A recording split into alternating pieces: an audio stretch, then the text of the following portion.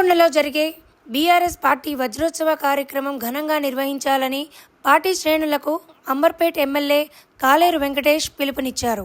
ఈ సందర్భంగా అంబర్పేట్లో ఒక హోటల్లో భారత్ రాష్ట్ర సమితి సన్నాహక సమావేశ కార్యక్రమాన్ని నిర్వహించారు. ఈ సందర్భంగా వారు వాల్ పోస్టర్లు విడుదల చేశారు. అనంతరం వారు మాట్లాడుతూ రాష్ట్రంలో జరుగుతున్న కాంగ్రెస్ పరిపాలన ఎండగట్టాలని తెలిపారు. అంతేకాకుండా బీజేపీ కాంగ్రెస్ దొందే అని ఎద్దేవా చేశారు. వచ్చే ఎన్నికల్లో బీఆర్ఎస్ పార్టీ అధికారంలోకి వస్తుందని ధీమా వ్యక్తం చేశారు.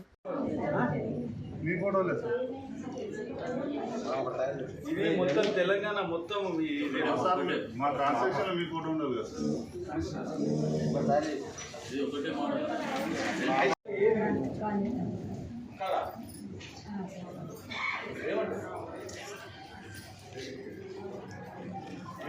మిమ్మల్ని అందరినీ ఇన్వాల్వ్ చేయడమే ముఖ్య ఉద్దేశం.